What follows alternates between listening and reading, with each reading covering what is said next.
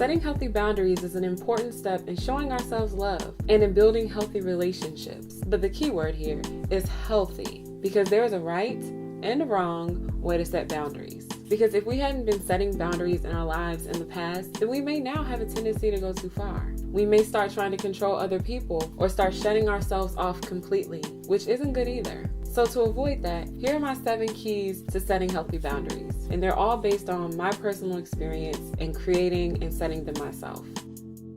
Healthy boundaries should have meaning and be based on our personal values. They shouldn't be arbitrary rules that you just create to control other people. And we have to learn to self-reflect and understand our feelings when we feel uncomfortable in an interaction with someone else or because of an expectation that someone has of us. We have to know what we stand for.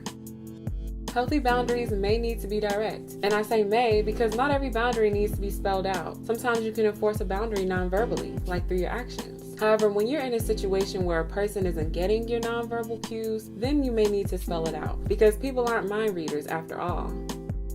Healthy boundaries should be enforced calmly and lovingly. If we're offended or angry when enforcing a boundary, then more than likely we're going to say something that's going to put someone on the defensive. Then it's not effective, and they won't even be able to see the point we're making because they won't be able to see past our anger.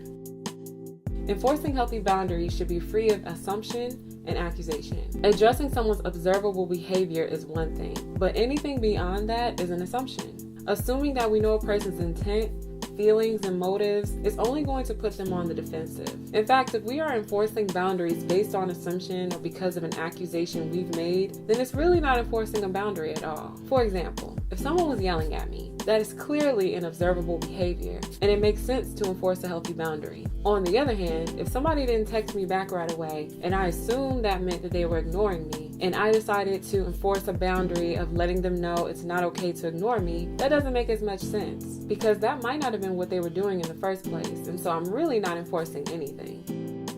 When we are setting healthy boundaries, we have to follow through. We have to be assertive, or else we run the risk of people not taking us seriously.